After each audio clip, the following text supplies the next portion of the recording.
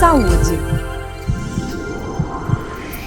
Todos nós sabemos que está havendo uma epidemia de sarampo. Isso é uma novidade no Brasil, mas países como a Itália, por exemplo, em que se relegou a um segundo plano a vacinação das pessoas contra o sarampo, principalmente das crianças, já vem sofrendo dessas endemias já há algum tempo. São descritos na Itália, mais ou menos nos últimos anos, em torno de 3 mil casos de sarampo. E a gente sabe que o sarampo ele tende a causar complicações. É uma doença viral que abate muito a imunidade, principalmente das crianças, e que pode levar a complicações, principalmente a pneumonias, que podem ser bem difíceis de serem tratadas. Então, não se aprendeu com a lição europeia, particularmente italiana, esta lição de que as crianças devam ser vacinadas. O Brasil já vinha há alguns anos sem nenhum caso de sarampo, mas por conta de um desleixo na vacinação e por conta daquela onda migratória que houve no Brasil de pessoas não vacinadas, nós estamos vivendo um surto de sarampo e realmente cada vez mais nós vemos principalmente os adultos jovens e os indivíduos entre 20 e 30 anos de idade apresentando essa doença. Então o que a gente pode fazer? Obviamente se vacinar as crianças com um ano e 3 meses e os adultos jovens procurarem um serviço de imunizações para serem orientados, caso não tenham tido comprovadamente sarampo, a se vacinarem. Então é uma doença imunoprevenível e como tal é inadmissível que nós, em pleno século XXI, ainda tenhamos esse tipo de ocorrência no nosso meio. Então,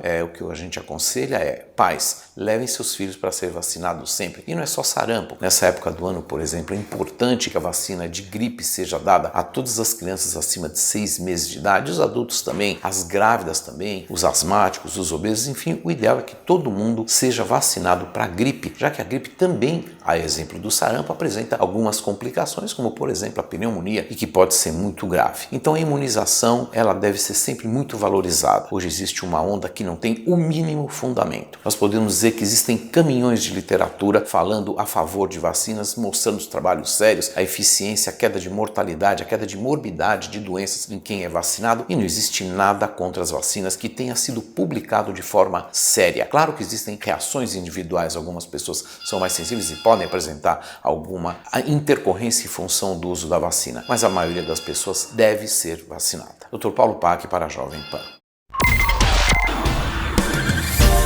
Saúde.